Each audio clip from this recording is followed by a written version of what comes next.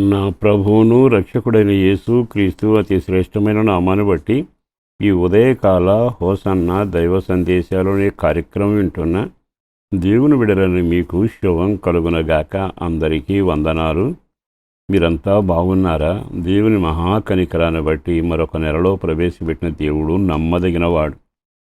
నీ జీవిత పయనం దీవెనకరంగాను ఆశీర్వదకరంగాను, ఆధ్యాత్మికంగా, కుటుంబపరంగా, ఆర్థికంగా కూడా దీవెనకరంగా నీ పయనం సాగాలి అని నేను కోరుకుంటున్నాను. దేవుడు ఆశిస్తున్నాడు, మీరు కోరుకుంటున్నారు. అయితే మీ జీవితం దీవెనకరంగా ఉండాలి అనుకుంటే మీరు చేయాల్సిన ఒక పని ఈరోజు జ్ఞాపకం చేస్తాను. అది మనం జాగ్రత్తగా ఆ నియమాన్ని పాటించి ఆ విధంగా నడవగలిగితే ఒక అద్భుతం జీవితంలో చూస్తారు. ప్రసంగి గ్రంథం 11వ అధ్యాయము 10వ వాక్యం. నీ హృదయములో నుండి వ్యాకులమును తొలగించుము. చక్కని మాట చెప్పబడుతుంది. ఈ జీవితంలో ఎన్ని సమస్యలున్నో అన్ని సమస్యలకు మూల కేంద్రం హృదయం.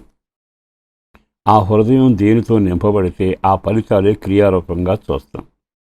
అబద్ధాలతో నింపబడితే అబద్ధాలే పలుకుతాం. ద్వేషంతో నింపబడితే ద్వేషంతోనే ప్రవర్తిస్తుంటాం.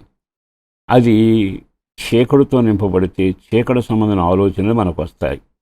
ఈ హృదయంలో వ్యాకులము అనేది వెంటాడి నిలిచి ఉంటే నీ జీవితం అంతా నాశనం అవుతుంది. వ్యాకులం ఎప్పుడు వస్తుంది? అది జరగదేమో, ఇది దొరకదేమో, ఆ పని అవ్వదేమో, నేను ఓడిపోతానేమో, నేను చేయలేనేమో అంటూ కొన్ని విషయాల్లో మనం వ్యాకులం అనండి, పర్యాయపదం దిగులనండి, ఈ బలహీనత కానివ్వండి, వ్యాకుల పడుతూనే ఉంటాం. ఏమిటో ఈ సంవత్సరం పంట చేతికి వస్తుందనే డౌట్గానే ఉందంటూ వ్యాకుల పడటం. ఏమిటా బిడ కాపురం ఇలా అయిపోయిందని వ్యాకుల పడడం. నాకు ఉద్యోగం వచ్చినట్టుంది, చేజారిపోయిందని వ్యాకుల పడుతూ ఉంటాం. వ్యాకులం రేపు జరగబోయే దానికి తక్కువగా అంచనా వేసుకుని నేను బలహీనుడిగా చేసుకోవడం. యేసు ప్రభు మాటలకి గొప్ప అర్థం ఉంది. ఆయన అంటాడు, మీరు ఏది అడిగినా నమ్మండి, పొందామని విశ్వసించండి, అట్లా మీరు ప్రార్థన చేయండి.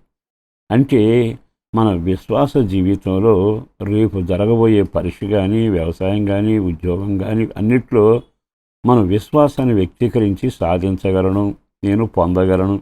యేసు ప్రభు చెప్పిన అడిగినవన్నీ మీరు పొందినామని నమ్మి మీరు ప్రభుని స్తుతించండి. అంటే ఆ నమ్మకంలోనే ఆ విజయం ప్రారంభమవుతుంది. సాతాను సరికి ఏమిటో తెలుసా? వ్యాకుల పట్టడం, దిగులు పట్టడం, సంకోచించడం, ఇక అయిపోయింది నా పరిస్థితిని కృంగిపోవటం. ఇది ఎప్పుడైతే నీ గుండెల్లో ఉంటుందో అదే ఫలితం ఉంటుంది. అందుకని ఒక సేవకుడిగా చెబుతున్నాను, ప్రభు మాటను బట్టి హృదయం నిండిన దాన్ని బట్టి నువ్వు మాట్లాడు. అవిశ్వాసంతో నింపబడితే అవిశ్వాస పలుకులు పలుకుతాం. ఇది జరగదు అని ఒక నిరాశతో ఉంటే ఆ కార్యాలు జరగని మాటలే వినబడతాయి, అదే పలుకుతావు, ఆ ఫలితాన్ని చూస్తావు.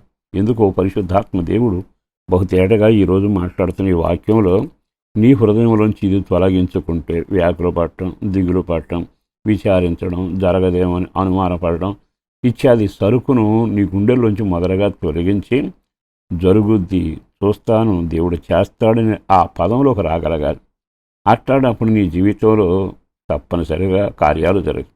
బైబిల్లో ఇంకో మాట రాయబడింది కదా, దేనికి మీరు భయపడతారో ఆ భయం మీకు ఊరవుతుంది అని రాశాడు. కొన్నిటికి భయపడిపోతాం, ఆ భయం నీకు చుట్టుకుని ఊరిలాగా మారుతుంది. పరీక్షల గురించి భయపడి, పెళ్లి గురించి భయపడి, కాపురం గురించి భయపడి, వ్యాపార వ్యవసాయం గురించి భయపడి, భక్తి చేయలేని కృపలో ఎదగలేను భయపడిపోతూ ఉంటే అది నీకు ఊరై ఉంటుందిగా. ఈరోజు ఈ మాటలు విన్నాక ఒక సేవకుడిగా బ్రతిమలాడు మీతో చెబుతున్నాను, మన దేవుడు సమస్తం మేలుగా చేశాడు. బైబిల్ ఒక మాట, ఆయన సమస్తమును మంచిగానే చేశాను, సమస్తము మంచిగా ఉండడం చూశాను. ఆ తర్వాత ఆదాము చరిత్ర మొదలవుతూ వచ్చింది. అన్నీ మంచిగానే చేశాడుగా, నీకు చెడు చేశాడని ఎందుకు అనుకుంటున్నావు? నేను పెడితే చెడే జరుగుద్దని ఎందుకు ఊహించుకుంటున్నావు? నిర్మించిన వాడు అలా నిర్మించలేదుగా. అంటే నీకు నీవే విశ్వాసంతో ఆ కార్యాన్ని జరిగేటట్టుగా వక్కాణిస్తూ ఉన్నావు. మన విశ్వాసంలో పొదిగితే అద్భుతం జరుగుతుంది, కానీ అవిశ్వాసంలో ఊరేగితే దాని ఫలితమే ఉంటుంది. ఓ సేవకుడిగా బ్రతిమలాడుతున్నాను, ఈ నెల ప్రారంభం నుండి మీ వ్యాకులత, దిగులు, మనోవిచారం, దిగజారిపోయే అనుభవాలు యేసునామమున లయపరచబడి మీ హృదయం తెప్పరిల్లుండగాక. అట్టి బలమైన కార్యం జరిగిన వెంటనే వెలుగు వాక్యం నీలో ఉంటుంది.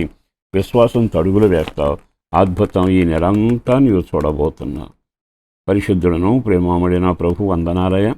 అపారమైన నీ ప్రేమను బట్టి ధన్యవాదాలు. చేసిన మేలు కొరకు వందనాలు, చేయబోతున్న కార్యాల కొరకు వందనాలు. అడిగిన దానికంటే ఊహించిన దానికంటే గొప్ప కార్యాలు చేసి మీరు మహిమ పొంది పిల్లల భవిష్యత్తుకైనా, ఆరోగ్యమైన, ఆహారమైన, పెద్దల క్షేమమైన, వ్యాపార వ్యవసాయాలన్న దీవెనకరంగాను, రక్షణ భాగ్యం, ప్రార్థనా జీవితం, రాకడొకరు సిద్ధపాటు, అన్ని విషయాల్లో కృప చూపండి. యేసు పేరట వేడుచున్నాము తండ్రి. ఆమేన్.